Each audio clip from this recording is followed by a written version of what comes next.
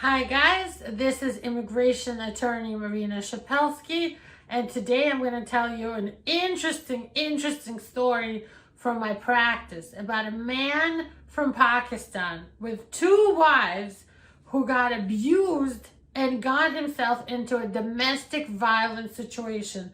In other words, he was the victim. The man became a victim, the man with two wives. I'm going to call this man Yusuf. It's not his real name. Of course, I'm going to change names and some of the details so you guys don't think I'm just selling my real client stories. But this is a really interesting story, and it has a lot to do with VAWA, the abuse cases that we do in our office for men and women. So I just wanted to tell you about this particular man and what happened. Okay, so we'll start from the very beginning. Here's a guy who's really smart. He's a PhD student. He's worked all over the world, although originally he's from Pakistan. When he went to visit Afghanistan, he met a beautiful girl there who happened to be a US citizen. She was visiting her family there, and her name, again, let's call her Aisha. So he really liked her as much as it's possible to like somebody after meeting them for a short period of time. And he proposed marriage to her. Her family said no. They didn't want him as a son-in-law. And I guess he had some problems with her father and her brothers. And, so this man didn't get too sad about that. He went and proposed the marriage to another lady. Let's call her Miriam. So he proposed marriage to the second lady, and the second lady's family was a lot more receptive, and they seemed to be happy about it, and they accepted his proposal. Meanwhile, Aisha found out about what happened. She got outraged. She got really upset. She called up Yusuf and threatened suicide. She said, "I'm going to kill myself, Yusuf, if you don't marry me."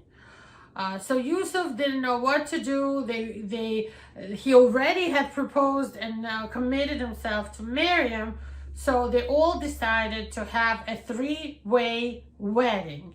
And Yusuf is going to marry two women in a special religious ceremony that's allowed in certain countries where Islam is practiced. And that's called, I think, nikah. And they had the ceremony where Yusuf married two women in Afghanistan. Now, this was a religious ceremony. United States immigration law doesn't recognize usually these kinds of ceremonies, especially when there's a man marrying two women at the same time. Now, a disclaimer, I'm Jewish, and I practice being Jewish, but we have clients from all over the world, many Muslim people, men and women, and we are happily representing them and helping them legalize in the United States, because this is one of those beautiful things about the United States. We can all respect each other's traditions and religions. We might not always understand them, right, for ourselves, but it's absolutely fine for somebody who wants my help and wants me to help them get this through the system. As I mentioned, Islamic law does allow for one man to be married to multiple women. The Quran instructs Muslim men to marry up to, I think, 4 women if he is able to support them and make them happy and feel comfortable and safe.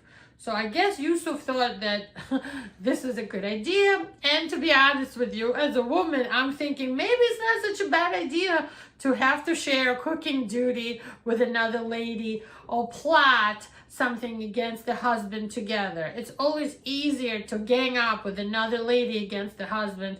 And maybe he will help us more when we're together than we're apart, right? Anyway, that was a joke. That was a little joke. This man married 2 women. Drop a comment below to tell me what you think about that. Is this okay for you? And I think it's okay for anybody who thinks it's okay. Like, if it's okay in your culture, it's okay with me. Absolutely. But in the United States, it's considered illegal and immoral. So that's like bad moral character to be married to 2 women at the same time. And I'll get to that at the end because it's important to keep that in mind. So, according to American law, he wasn't married to either of them. Aisha returns to the United States and she files a fiancé petition for him. They, submit all their pictures, all the proof that they met. They had the ceremony together, and the American government gives Aisha a visa for this guy to come to the United States. Officially, he comes and moves in with Aisha in America to live with her and her family, and they end up in New York where there's so many immigrants just like them. He begins to live with Aisha's family. They get married in a American civil ceremony, and they file for a green card for Yusuf. They have a baby, and it's a long process, as you know. Right now, some families are waiting 1 to 2 years to have an interview for the green card. So they had a little baby, a little beautiful girl, and they're waiting for this green card, and they start to have marriage problems. The American family doesn't like Yusuf. They never did. Meanwhile, Yusuf was helping his other wife, Miriam, by sending her money and has a relationship with her, talks to her, gets an advanced parole. He goes to visit her with advanced parole. He comes back, and this is just turning into a really big nightmare for Yusuf, because now Aisha's family is brainwashing her against him, and it just gets worse and worse for him. They're not happy that he's still studying for his PhD and interested in academics. They want him to work in the family business. He's got this other wife in Afghanistan, so it becomes a big mess, and they really begin to abuse him, not just his own wife Aisha, but her family as well. One day, they locked him in the house, and they were blackmailing him into doing a religious divorce with his other wife, Miriam, that he was basically refusing to do. Somehow, he used his phone to call his friend over Instagram, and his friend helped him call the police in New York, explained the situation, gave the address. The police came. Aisha saw what's happening. Listen, she's an American citizen. Here in New York, women sometimes have more rights when the police come than the men. So she said that he's the one who hurt her. He is the one that they isolated because he was a crazy maniac, and they had to make her be safe. And the police tell Yusuf to leave the house. So Yusuf is thrown out of their house. His wife Aisha and the baby remain behind with her family, and he has to go stay with some friend, right? He is like frantic. He doesn't know what's going on. Aisha comes to her senses after a couple of days, and she asks him to come back.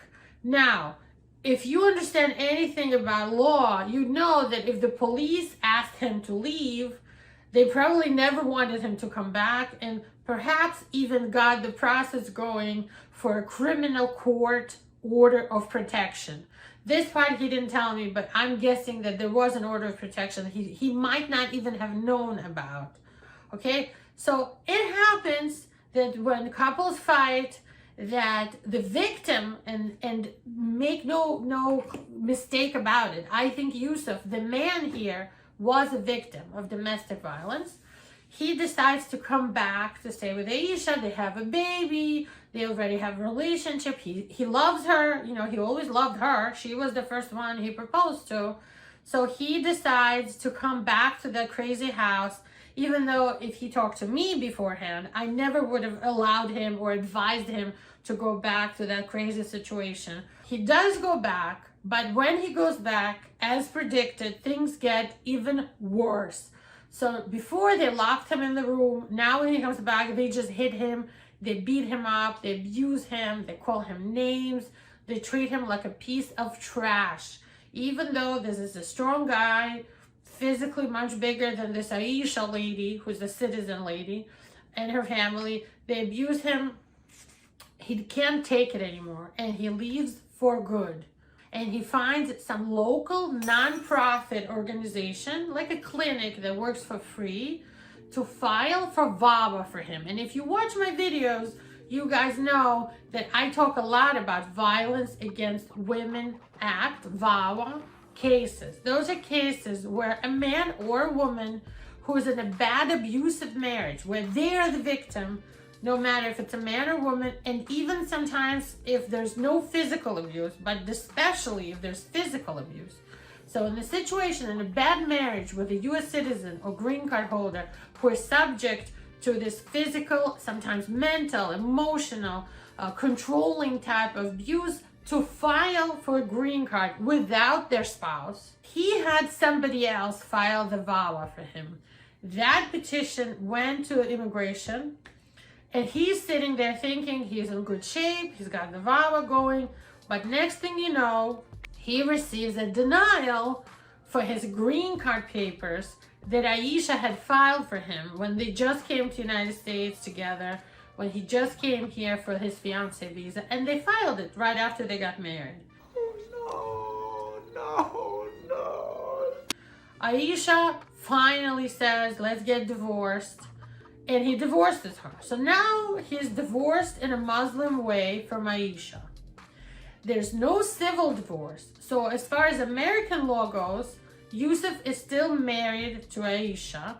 He got denied for his green card, and the VAWA petition that the nonprofit filed also comes back with a denial because this nonprofit organization filed with a lot of mistakes. And sometimes I don't blame them. They work for free. The clients don't pay them. They don't have time. It's usually one lawyer and like 30 paralegals and law students who are doing this in their volunteer free time. While all this happened and the VAWA is denied because the nonprofit organization filed with mistakes, the green card is denied because probably when Aisha was mad at him or threw him out of the house with the police, she probably wrote a letter withdrawing her family petition. He now is living somewhere, doesn't have his own place to live, and on top of everything else, Aisha serves him with family court child support demand. So now family court is demanding that Yusuf, who is not living with the child, should be paying for this child. And there's so many issues here, I don't even know where to start. The first case was denied, so poor Yusuf never even got the work permit. Now, family court wants him to pay child support, even though civilly they're still married, they're not divorced. And he basically doesn't have any more case. There's no case. There's no money, there's no work permit, there's no case. The baby's living with the mother. He can't even go back there. He's afraid. And he has to pay child support. This is the kind of thing that he came to us with. And we had a whole strategy session that I can share with you in this type of case. And these are the things that myself and our team advise him. And we work with the whole team, so it's never myself alone. I have 2 other lawyers. We sometimes brainstorm. We have a bunch of paralegals who help us with the forms and writing the story and everything else. So this is what we decided to advise him. First of all, we think it is a good idea to file for a divorce. He, Yusuf, should file for divorce against Aisha and demand, first of all, the divorce he should be filing for should be on cruel and inhuman treatment grounds. So the divorce should be on the grounds that she abused him for the reason of her abusing him. Second of all, he should ask to see his child. As far as child support, since he's got very little income or no income at all right now, for the beginning, the court is going to tell him to pay something, but it's probably going to be something super low, like $25, because Yusuf has no income in the United States, or his income is so low, I don't see them giving him any more than like $25 to have to pay, right? What kind of problem solving we can do for him with immigration? Well, obviously the VAWA was a good idea, But now he's gonna have to refile it. And I recommend getting an attorney who knows what they're doing to file the VAWA petition in cases like this, right? You know, I think that it's a very tricky situation, and we would have to work with Yusuf on presenting it just right to immigration to get the VAWA approved. When you listened in the beginning and I said to you, this is a story of a man, one man with two wives who got abused, the man got abused, you probably had one image of this in your mind, but when you listened all the way to the end of the story, it probably gave you a whole different perspective. So when we heard the story, we too had different perspectives on it, and we realized that he really was a victim and he deserves to be legalized. And a lot of these things that happened to him happened because he was a nice person and kind of didn't want to hurt his wife's feelings. But if you or your relatives or your friends or your cousin or your sister or your brother or your mom or dad get into this type of situation and you see that they're being abused, I recommend you call the police. I recommend you don't feel ashamed or afraid and you call the cops.